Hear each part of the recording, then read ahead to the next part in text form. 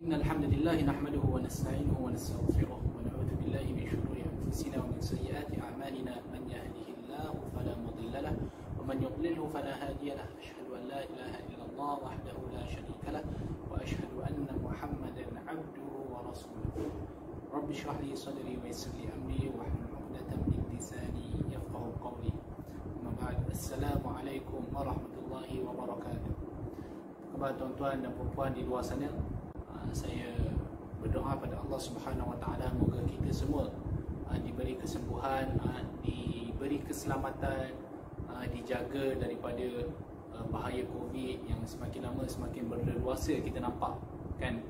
Dan saya juga berdoa agar kita semua ni diberikan kesabaran lah, ya, sebab untuk menempuh PKP, sambung lagi PKP ni, kan? Tak tahulah sampai bila. Tapi jangan risau, insya-Allah akan sampai masa dia yang mana Allah Subhanahu Wa Taala akan kembalikan balik segala kenikmatan yang ditarik buat sementara ni, ya, insya-Allah Taala.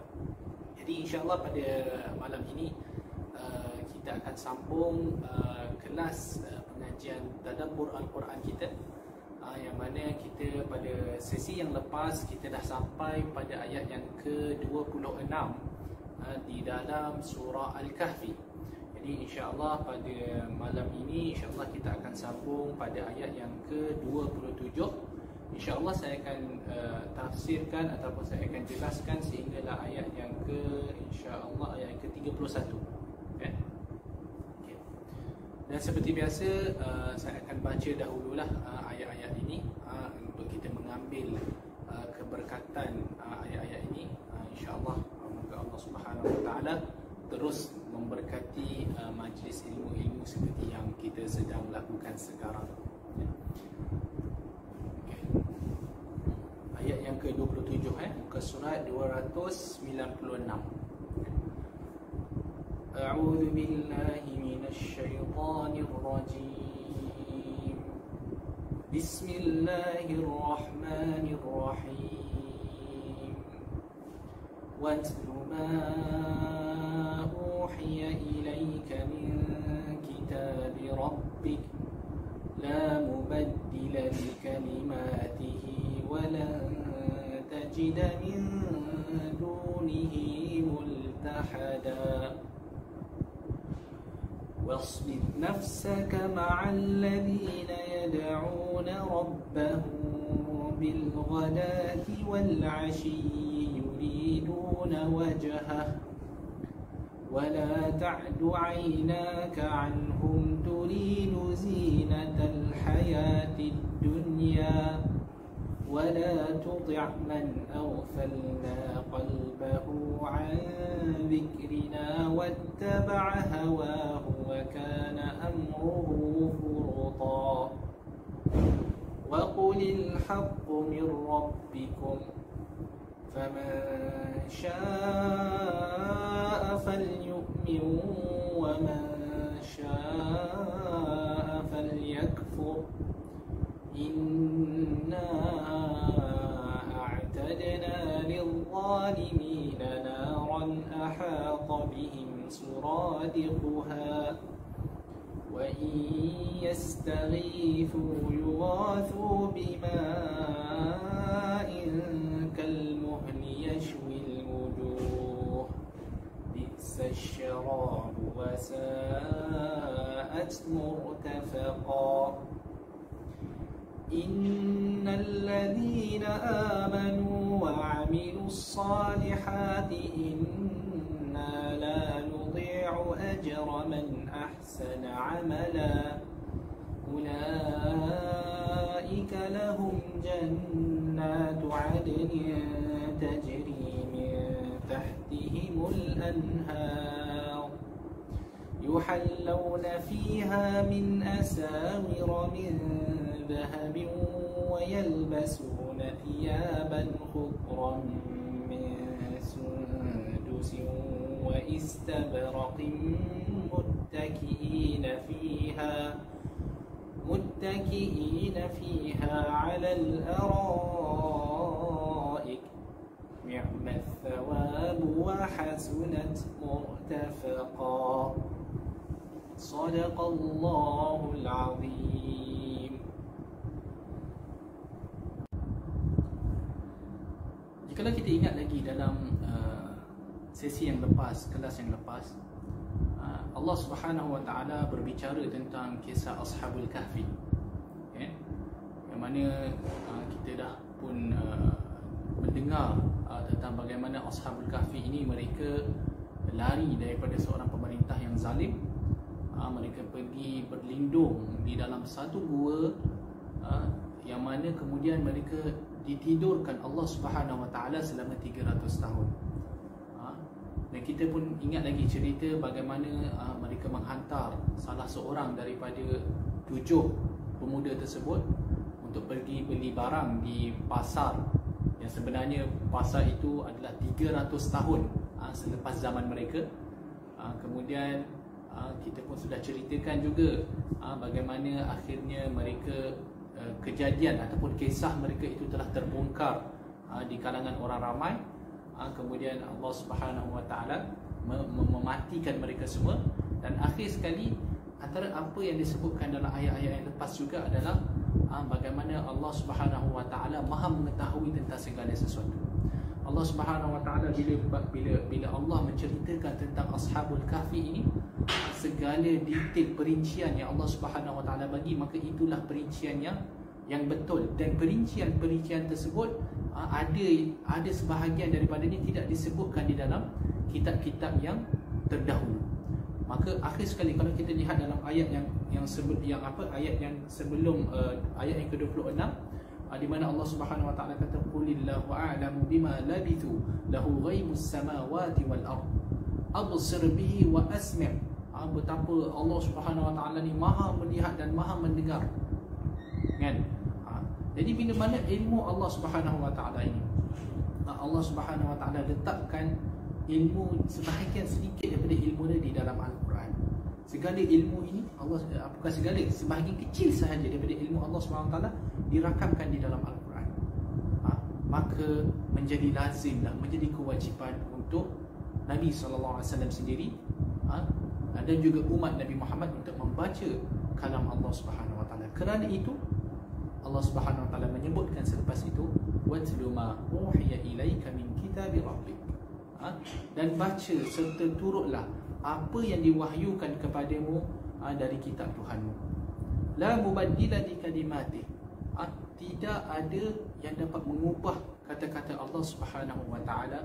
Walan tajida min dunihi multahada, dan juga kamu wahai Muhammad tidak akan mendapati seorang pelindung pun selain daripada Allah Subhanahu Wa Taala. Jadi kalau kita lihat pada ayat ini, kan, Allah Subhanahu Wa Taala memerintahkan kepada Nabi SAW untuk terus membaca Al-Quran.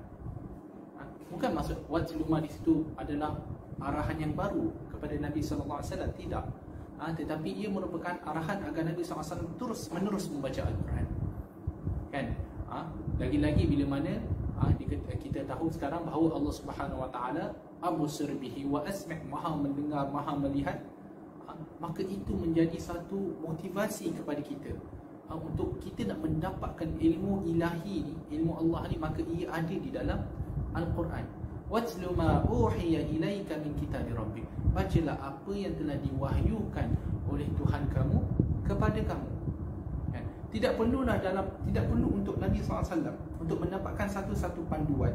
Tidak perlulah nak pergi ke kiri atau ke kanan, kan? Tak perlulah nak pergi tanya ahli kitab macam mana apa sebenarnya kisah Ashabul Kahfi ini. Tidak perlu. Segalanya apa yang diperlukan untuk mencapai kebenaran ada di dalam Al-Quran. Maka cukuplah dengan Al-Quran itu sendiri. Lebih-lebih lagi Al-Quran ini la mubaddila li kalimati. Al-Quran ini tidak boleh diubah, kan? Tidak boleh diubah. Dia bukan seperti kitab-kitab yang lain.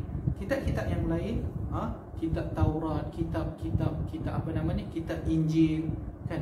Segala kitab-kitab ini diubah oleh manusia sendiri. Jadi ada sebahagian di dalam kitab itu adalah perkara ataupun ajaran yang benar. Ada juga sebahagian besar yang bukan daripada ajaran Allah Subhanahu Wa Taala.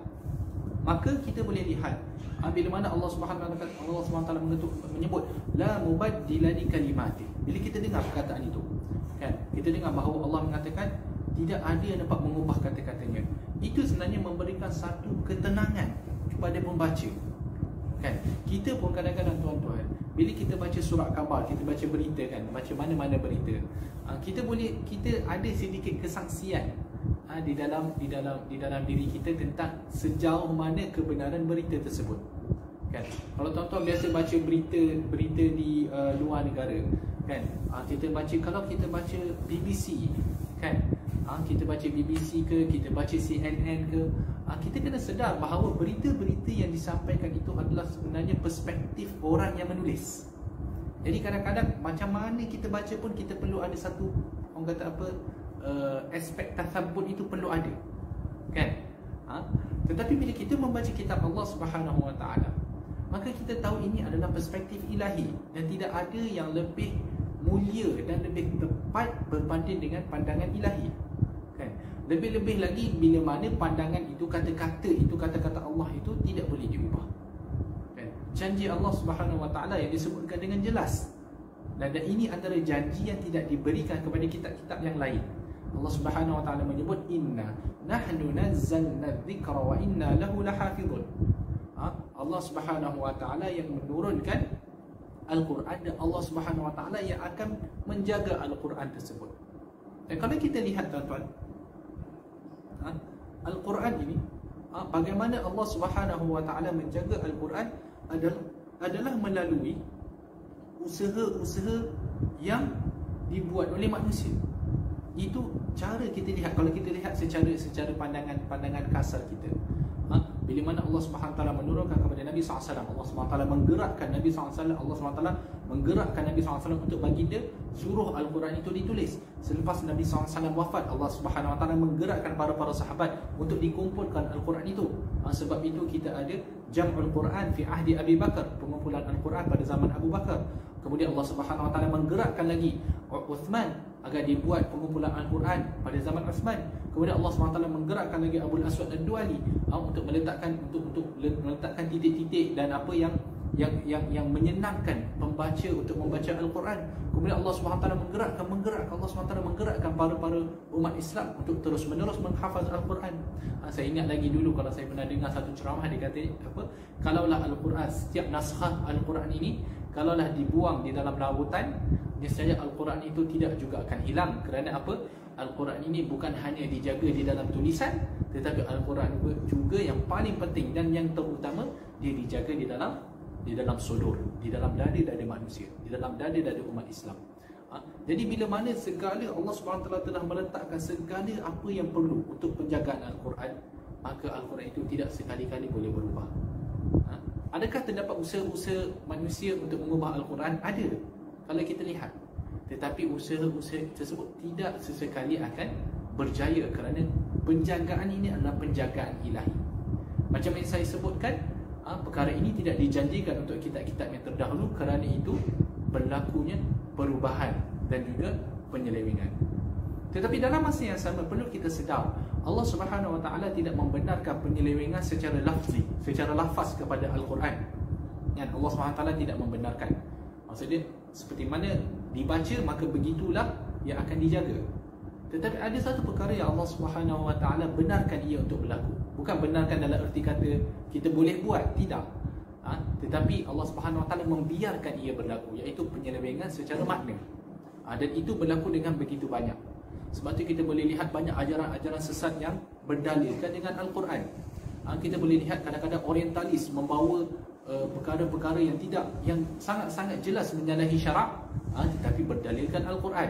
Kita boleh nampak bagaimana golongan-golongan liberal cuba untuk nak mengetengahkan amalan-amalan yang sebenarnya menyalahi syariat Islamiah, tetapi mereka membawa dalil daripada Al-Quran.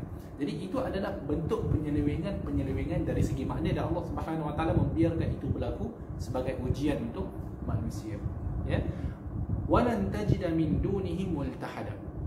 Jadi sekarang Allah SWT suruh kita baca kitabnya, kan, ambil pengajaran daripadanya, kerana segala apa yang diperlukan untuk mendidik seseorang manusia itu wujud di dalam Al-Quran dan juga dalam hadis Nabi SAW. Tambahan pula Al-Quran itu tidak boleh diubah, dan akhir sekali walan tajida min dunihi multahada, sebenarnya tidak ada pelindung yang boleh melindungi seseorang itu selain daripada Allah Subhanahu wa taala. Sebab itulah Nabi SAW diperintahkan Allah dengan perintah-perintah sebegini. Kerana kita perlu sedar, Nabi SAW ketika mana diturunkan surah ini, baginda sedang berhadapan dengan golongan musyrikin, golongan Arab yang kafir, kan.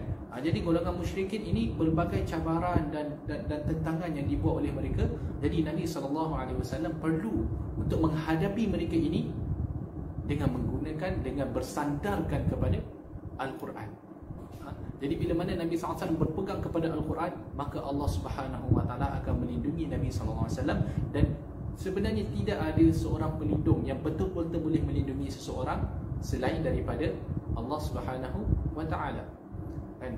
Jadi bila mana Allah melindungi seseorang, tak kisahlah apa sahaja bahaya, ia boleh dielakkan dan diangkat. Sama juga dalam COVID ni, vaksin, apa lagi, ubat-ubat mana yang insya-Allah akan disyorkan kemudian, segala ini tidaklah ia melindungi kita melainkan dengan izin Allah Subhanahu wa taala. Jadi kita berdoa pada Allah Subhanahu wa taala agar melindungi kita daripada bahaya COVID yang kita sedang hadapi sekarang ini, ya. Kemudian Allah Subhanahu wa taala berfirman, wasbir nafsaka ma'al ladzina yad'una rabbahum bil ghadati wal 'ashiyyi yuriduna wajha. Dan jadikanlah ataupun sabarkanlah dirimu itu untuk sentiasa berdamping rapat dengan orang-orang yang beribadat kepada Tuhan mereka pada waktu pagi dan petang, yang mengharapkan keridhaan Allah semata-mata. Wala ta'lu 'ainaka 'anhum turidu zinatal hayatid dunya, dan janganlah engkau memalingkan pandanganmu daripada mereka hanya kerana engkau mahukan kesenangan hidup di dunia. Wala tuti' man aghfalna qalbahu 'an dhikrina wattaba'a hawa, dan janganlah engkau mematuhi orang yang kami ketahui hatinya lalai daripada mengingati dan mematuhi pengajaran kami di dalam Al-Quran, serta ia menurut hawa nafsunya. Wa kana amruhu furuta, dan tingkah lakunya pula adalah melampaui kebenaran. Okey, kalau kita lihat ayat ini, Allah Subhanahu wa taala memerintahkan kepada Nabi SAW agar bersabar. Bersabar dalam apa? Bersabar dalam berdamping dengan orang-orang yang beribadah kepada Allah pagi dan malam, pagi dan petang, kan. Apakah kisah di sebalik ayat ini? Kenapa Nabi SAW perlu disebut, perlu diarahkan untuk bersabar, kan? Kalau kita nak faham ayat ini, kita perlu lihat kepada asbab nuzul dia, sebab nuzul dia. Jadi golongan mufassirin, para mufassirin menyebutkan orang-orang musyrikin asyraf. Daripada golongan asyraf ni maksudnya golongan-golongan yang pembesar-pembesar, golongan-golongan yang bangsawan ni lah, yang hebat ni, yang kita kata kasta tinggi lah, kan, yang dikatakan orang Arab pada ketika itu, kan. Mereka meminta Nabi SAW agar kalaulah Nabi hendak mereka ini untuk masuk Islam, maka perlu dibezakan antara mereka orang golongan yang mulia dengan golongan yang hina, kan. Nabi SAW tidak dibenarkan sesekali pun untuk duduk untuk apa? Untuk mengumpulkan di antara golongan yang mulia ini dengan golongan yang hina, kan. Jadi kalaulah ada satu majlis, golongan-golongan yang miskin, yang lemah ni jangan masuk sekali. Yang ada semua hanya golongan-golongan bangsawan, kan. Jadi itu permintaan yang dibuat oleh asyraf, oleh golongan ini, golongan pembesar ini kepada Nabi SAW. Itulah syarat yang diberikan untuk mereka masuk Islam. Sebenarnya syarat itu pun sebenarnya adalah satu syarat yang main-main semata. Kerana betul, kalau betul mereka inginkan kepada Islam, tidak perlu ada syarat. Tidak perlu ada syarat, kan. Masuklah Islam dahulu, kan. Tetapi mereka hanya meletakkan syarat itu hanya untuk nak menguji Nabi SAW, hanya nak mengacau Nabi SAW, mengganggu Nabi SAW.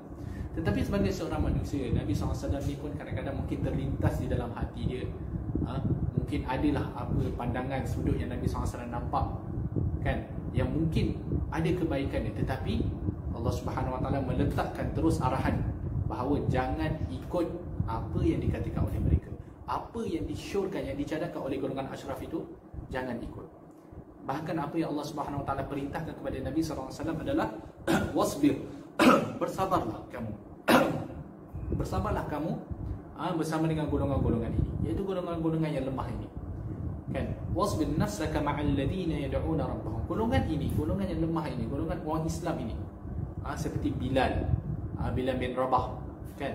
Golongan-golongan ini mereka sentiasa beribadah kepada Allah Subhanahu Wa Taala, pagi dan petang, dengan mengharapkan keridhaan daripada Allah. Memang ikhlaslah. Allah SWT ini merupakan satu pujian kepada golongan-golongan ini, kerana Allah SWT mengungkap apa yang ada di dalam hati mereka, iaitu mereka bila mana mereka beribadah, bukan beribadah hanya beribadah secara zahir sahaja, tidak, tetapi keikhlasan itu ada. Yuriduna wajah, mereka inginkan keridhaan Allah Subhanahu Wa Taala. Kan? Wala ta'du 'ainaka 'anhum. Saya lihat balik. Wala ta'du 'ainaka 'anhum. Maka wahai Muhammad, janganlah kamu bila mana mereka golongan bangsawan ini, golongan pembesar ini, mereka memberi cadangan untuk kamu agar kita kata apa kan, memulau golongan-golongan ini, jangan sesekali kamu ikut. Jangan sesekali kamu terfikir untuk buat sedemikian. Bahkan di dalam ayat yang lain Allah Subhanahu Wa Taala dengan jelas kata wala tatrudil ladina yad'una rabbahum. Jangan kamu menghalau orang-orang yang beribadah kepada Tuhan mereka. Jangan.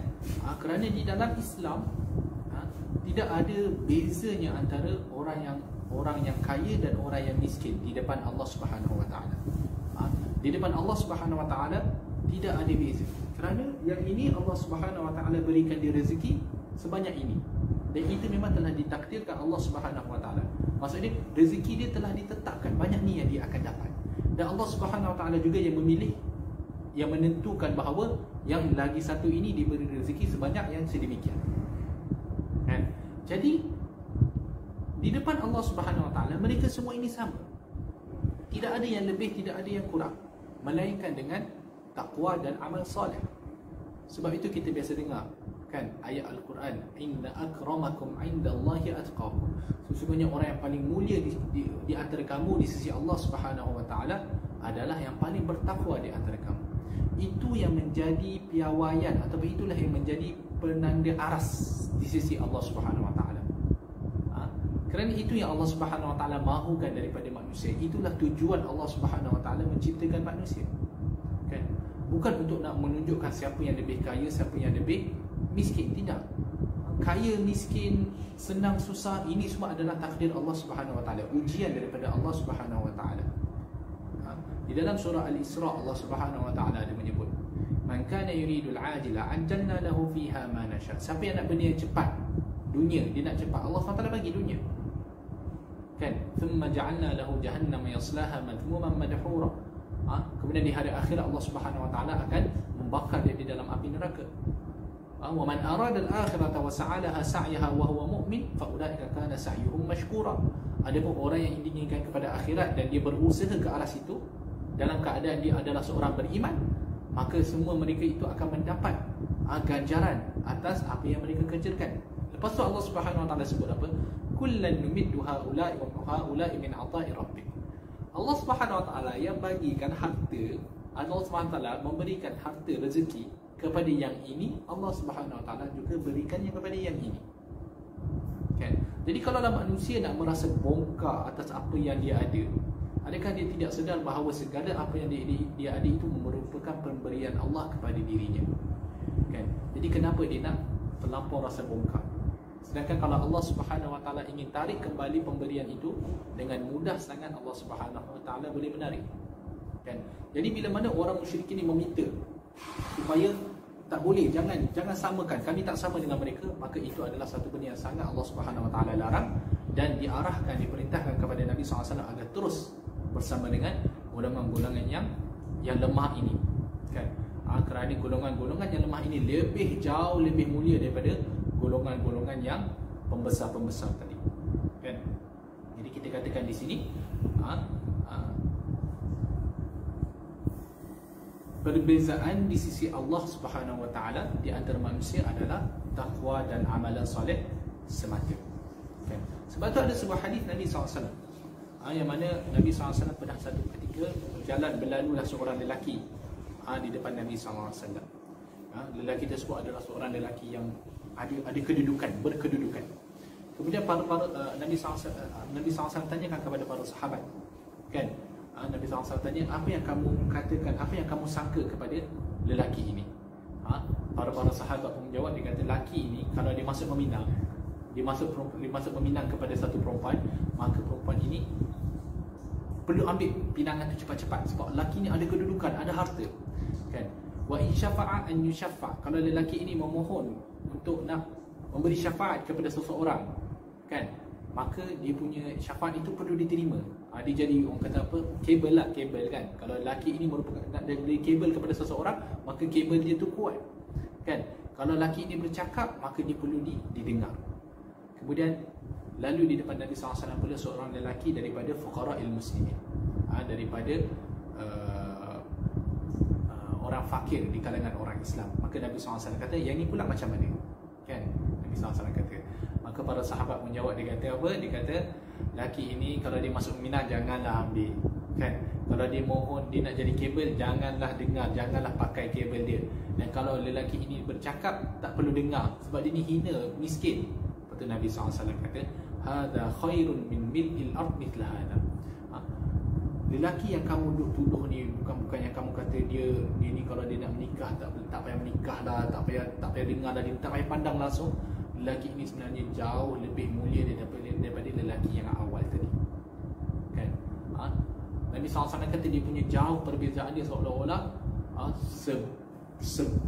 satu bumi dengan segala isinya. Maksud berbeza darjat, bukan antara tingkat 1, tingkat 2, bukan antara manager dengan senior manager, bukan. Tetapi beza antara dua itu adalah ibarat macam bumi dan segala isi yang ada di dalamnya. Kerana apa?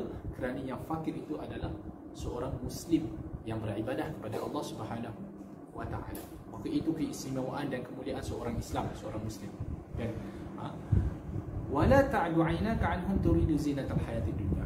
Jangan kamu dengar Muhammad, orang-orang yang mana yang orang-orang yang pembesar tadi, hanya kerana kamu inginkan apa? Hanya kamu inginkan kemewahan dunia ataupun kecantikan ataupun perhiasan dunia. Nabi SAW ada mungkin terlintas. Nabi SAW adalah seorang manusia juga. Mungkin dia fikir adalah baiknya kalau dia buat sedemikian. Tapi Allah SWT daripada awal lagi dah larang. Jangan kamu dengar cakap mereka hanya kerana kamu inginkan kemewahan dunia. Wala tuti' man aghfalna qalbah. Jangan kamu dengar kepada orang yang kami telah lalaikan hatinya daripada mendengar peringatan Allah. Wa kana amruhu furta, dan tindak tanduk mereka, perlakuan mereka sentiasa melampaui batasan, kan?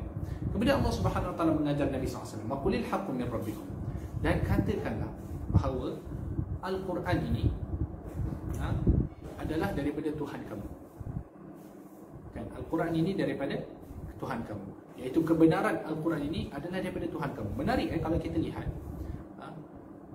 bila mana dikatakan kebenaran ini, kebenaran Al-Quran ini, kebenaran ini adalah daripada Tuhan kamu, bukan daripada Tuhan saya, kan? Ini sebagai satu cara bercakap yang mana kita nak convincekan orang yang sebelah sana bahawa sebenarnya Al-Quran ini yang turun ni bukan Tuhan aku je, kan? Sebab mana ada Tuhan yang benar selain Allah Subhanahu wa Ta'ala. Maka kebenaran Al-Quran ini adalah sebenarnya daripada Tuhan kamu, kan? Jadi bila kita kata penggunaan Tuhan kamu itu nampak lebih meyakinkan. Faman syaa falyu'min wa man syaa falyakfur. Maka barang siapa yang hendak beriman, maka berimanlah. Barang siapa yang nak kufur, maka kufur, kan? Kerana di dalam Islam kita tidak ada pemaksaan untuk beragama. La ikraha fid din. Tidak ada paksaan dalam beragama. Maksudnya kita tidak boleh memaksa orang lain untuk terima agama kita, kan? Faman syaa falyu'min wa man syaa falyakfur. Jadi kebebasan beragama sebenarnya diiktiraf di dalam Islam, kan? Di atas dunia, kan? Jadi kita kena faham, bila kita kata sesiapa boleh beragama dengan apa agama yang dia nak di atas dunia ini, tetapi di hari akhirat kemudian, maka hanya ada satu agama sahaja yang tertegak, iaitu agama Islam.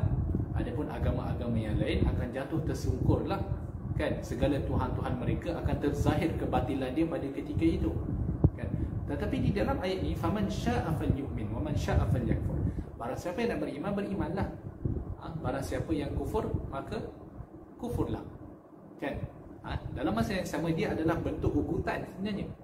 Kamu nak beriman, kamu nak ukut, kamu nak kufur, kufurlah, kerana apa yang kita buat tidak memberi kesan kepada Allah Subhanahu Wa Taala. Kalau kita beriman pun tidak menambah kekuasaan Allah.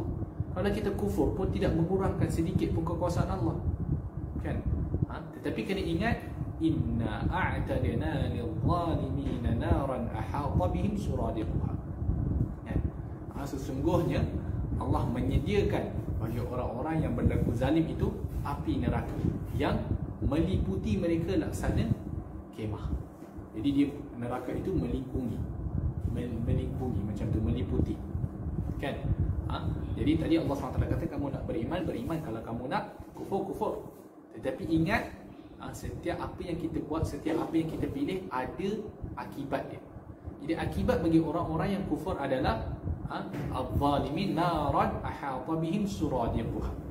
Yang mana apa? Neraka mereka ini dimasukkan dalam neraka yang melingkungi. Maksudnya memang tidak boleh keluar daripada neraka tersebut. Wa in yastaghithu yughathu bima'in kalmuhli yashwil wujuh.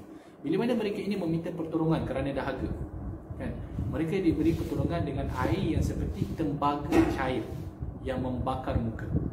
Ini Allah Subhanahu Wa Taala memberi peringatan dan ugutan.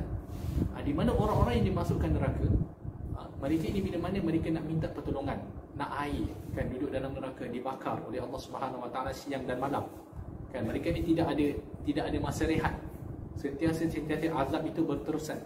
Jadi sampai ke satu tahap mereka meminta daripada Allah Subhanahu Wa Taala pertolongan, mungkin nak air ke, nak makan ke, kan? Maka air apa yang akan dibawa kepada mereka adalah air yang ibarat macam kalau kita bakar besi, kan? Besi itu sampai cair, kan? Jadi cairan tembaga itulah jenis air yang akan diberikan kepada orang penghuni neraka. Yang mana bila mana air tersebut belum diminum lagi, bila didekatkan air tersebut dengan muka orang penghuni neraka, maka muka dia akan cair. Kan? Bila mana mereka minum pula air itu, mereka bukan sahaja muka cair tak minum juga. Kan? Mereka akan dipaksa minum juga daripada air tersebut. Bila mereka minum, maka akan terburailah apa kita panggil ni, isi perut mereka tu. Perut mereka akan terburai. Wasuqu ma'an hamiman faqatta'a am'a'ahum. Mereka akan diberi minum dengan air yang sangat panas sehingga terpotong-potonglah am'a', dia punya apa ni, saluran perut, usus perut tu. Okay. Jadi ini yang Allah Subhanahu Wa Taala berikan kepada orang-orang yang neraka. Sebab tu di dalam hadis Nabi SAW disebut ka'akali zaid fa idza qarrabahu ila wajhihi saqatat farwatu wajhihi fi. Yang mana air ini bila mana ia didekatkan sahaja, bukan minum pun, didekatkan kepada penghuni neraka itu, maka saqatat far, maka segala kulit wajahnya akan jatuh dan masuk dalam air tersebut. Kan? Ini azab yang Allah Subhanahu Wa Taala sediakan untuk orang-orang penghuni neraka. Berkata Sa'id bin Jubair, kan, orang ahli neraka ni, Sa'id bin Jubair disebut di dalam tafsir Ibn Kathir, dia kata ahli neraka ni bila dia minta makan ke, dia minta minum, bila dia minta makan, mereka akan dibawakan dengan dengan syajarah zakum, pokok zakum itu. Yang mana pokok itu juga bila didekat sama juga panas dia. Bila didekatkan, maka segala kulit mereka, kulit wajah mereka akan terhakis hanya kerana didekatkan dengan syajarah zakum. Kemudian bila mana Sa'id bin Jubair sambung, bila mana diberikan air, maka akan jatuh pula daging-daging di muka mereka ke dalam air tersebut. Maka inilah orang kata apa, kalaulah kita kata ugutan yang mana yang lebih besar daripada ugutan yang diberikan oleh Allah Subhanahu Wa Taala. Kerana itu Allah Subhanahu Wa Taala kata bi'sa syarab wa sa'at mutafarqa. Inilah seburuk-buruk minuman, dan inilah seburuk-buruk tempat untuk berehat. Ya. Kemudian Allah Subhanahu Wa Taala sambung, innal ladzina amanu wa 'amilus salihati inna la nudhi'u ajra man ahsana 'amala. Adapun sesungguhnya orang-orang yang beriman dan beramal soleh, maka kami tidak akan menghilangkan pahala orang-orang yang berusaha memperbaiki amalnya itu. Ulaika lahum jannatu 'adnin tajri min tahtihimul anhar yuhallawna fiha min asawira min dhahab wa yalbasuna thiyaban khudran min sundus wa istabraq. Mereka ini disediakan baginya syurga-syurga yang kekal yang mengalir di bawahnya beberapa sungai. Mereka dihiaskan di dalamnya dengan gelang-gelang tangan emas dan memakai pakaian hijau dari sutera yang nipis dan juga sutera yang tebal. Kan? Mereka berehat di dalamnya muttaqiina fiha 'alal ara'ik. Mereka berehat di dalamnya dengan berbaring di atas pelamin-pelamin yang terhias. Ni'mat thawab wa hasunat murtafaqa. Demikian itulah balasan yang sebaik-baiknya dan demikian itulah syurga, tempat berehat yang paling elok. Kan? Jadi kalau tadi kita lihat Allah Subhanahu wa taala kata tadi, faman syaa'a falyu'min wa man syaa'a falyakfur. Barang siapa nak beriman, barang siapa yang kafir, maka kafirlah. Tetapi ingat, orang yang kafir balasan yang tadi. Diberi minuman daripada air kalmuhl, di mana air itu ibarat macam cairan tembaga. Tetapi dalam masa yang sama, kalau kamu beriman, apa yang kamu dapat? Kalau para ulama disebut ini targhib wa tarhib lah. Tapi ini tarhib dulu tadi, Allah SWT menakutkan dahulu. Kemudian kalau kita nak yang lain, inilah dia pilihan yang kedua. Di mana Allah Subhanahu wa taala menyebut orang-orang yang beriman pula, orang-orang yang beriman, Allah Subhanahu wa taala tidak akan sesekali mensia-siakan amalan mereka. Maka setiap amalan mereka, sebesar mana pun amalan mereka ataupun sekecil mana pun amalan mereka itu, ganjaran itu tersedia di sisi Allah Subhanahu wa taala. Maka setiap apa yang kita buat, tak kisahlah kita sekecil mana pun, kalau kita senyum, kan dekat orang, ke orang lain, senyum kan, tabassumuka ataupun ibtisamuka fi wajhi akhika sadaqah. Kamu senyum kepada saudara semuslim kamu itu dikirakan sebagai satu sedekah. Kita sekadar senyum sahaja, maka senyuman kita itu tidak akan disia-siakan oleh Allah Subhanahu wa taala. Apatah lagi kalau kita buat amalan-amalan yang jauh lebih besar. Kita bersedekah. Tuan-tuan kena ingat, kita berada dalam suasana Covid ni, sangat penting untuk kita menghidupkan amalan bersedekah, amalan membayar zakat, amalan berwakaf. Jadi amalan-amalan ini perlu dihidupkan dengan lebih, orang kata lebih kuat lah. Kerana apa? Kerana keadaan yang sangat sukar pada ketika ini. Jadi kita amalan-amalan yang kita buat ini, Allah Subhanahu wa taala tidak akan sia-siakan. Okey, kemudian Allah Subhanahu wa taala ceritakan pula tentang ganjaran yang Allah Subhanahu wa taala sediakan. Sebab tadi diceritakan ganjaran tentang orang-orang yang zalim. Apa pula ganjaran yang disediakan untuk orang-orang yang beriman? Jannatu 'adn, iaitu syurga yang kekal. Yang mana mereka ini kalau dah masuk di dalam syurga tersebut, mereka sesekali tidak akan keluar daripada syurga itu. Kan? Orang yang ahli syurga ni, jangan risau, dia bukan kena bayar apa sewa ke apa, tidak perlu. Duduk dalam syurga dalam kenikmatan dan tidak dikeluarkan. Tajri min tahtihimul anhar. Di dalam syurga tersebut pula disalirkan sungai-sungai yang mengalir. Sungai-sungai tersebut ada macam-macam jenis sungai, kan? Sungai yang sungai daripada daripada susu pun ada, sungai daripada arak pun ada, dan sungai macam-macam sungai yang ada di dalam syurga. Kan, yuhallawna fiha min asawir. Mereka akan dipakaikan dengan gelang-gelang emas, min dhahab. Kan, gelang-gelang emas. Pakai pula dengan sutera yang nipis dan tebal. Kan? Sundusin wa istabraq. Kalau kita lihat, benda yang disebutkan ini adalah benda yang diharamkan oleh seorang Muslim, tidak boleh pakai semasa atas dunia. Memakai gelang emas, mana boleh kan? Kalau kita pakai pakai sutera, orang lelaki mana boleh pakai sutera. Tetapi di dalam syurga, benda-benda yang haram ini menjadi halal. Bukan menjadi halal, menjadi benda, ialah halal, menjadi benda yang boleh dipakai, benda yang boleh dibuat. Kan? Kerana apa? Kerana dunia darul ibtila. Dunia ini adalah dunia yang berbentuk ujian. Adapun akhirat adalah darul jaza. Akhirat pula adalah dunia yang hanya untuk ganjaran. Di sana sudah tidak ada halal dan haram. Kan? Di sini adalah halal dan haramnya. Kita tidak boleh buat sedemikian, kita tidak boleh buat sedemikian. Kan? Di sana alhamdulillah segalanya dibenarkan Allah Subhanahu wa taala. Sebab tu kita boleh minum arak. Di di syurga, tetapi arak dia tidaklah sama seperti arak dunia. Arak di sebelah sana jauh lebih sedap, jauh lebih lazat, tetapi dia tidak sama seperti arak dunia, tetapi boleh minum ketika itu. Kerana segala taklif, segala tanggungjawab itu telah selesai semasa di atas dunia, ya. Jadi kita kata benda-benda yang disebutkan ini adalah benda-benda yang tidak boleh dipakai di atas dunia, tetapi dibenarkan Allah Subhanahu Wa Taala di akhirat sana. Ni'mat thawabu wa hasunat murtafaqah. Sebelum itu, muttaqiina fiha 'ala al-ara'i. Allah Subhanahu Wa Taala dia nak menggambarkan. Kalau tadi kita lihat terlampau, orang kata apa, kalau dengar cerita tentang ahli neraka ni rasa sesak nafas lah, kan. Tetapi kalau kita dengar pula cerita pasal ahli syurga, muttaqiina fiha 'ala al-ara'i. Mereka duduk berehat di atas sofa-sofa ataupun dipan-dipan, ataupun itulah tempat duduk tu, kan. Kita boleh membayangkan keadaan ahli syurga ini bahawa mereka berada dalam penuh, orang kata rehat, semua rehat lah, kan. Kita sebenarnya istilah rehat atas dunia ni dia macam rehat juga, berehat, tetapi dalam masa yang sama kerja-kerja yang lain masih berjalan, kan.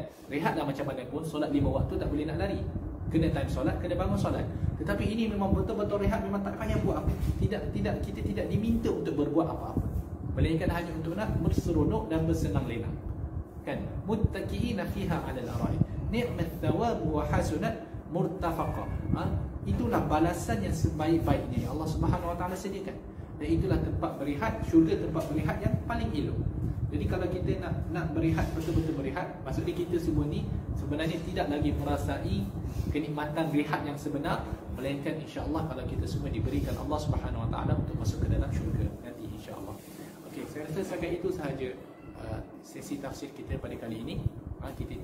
Kerana saya tak pergilah ayat yang selepas dia, sebab ayat yang selepas dia itu kita akan masuk dalam kisah dua sahabat yang adalah dialog dia tentang rezeki itu. InsyaAllah kita akan masuk dalam sesi yang akan datang.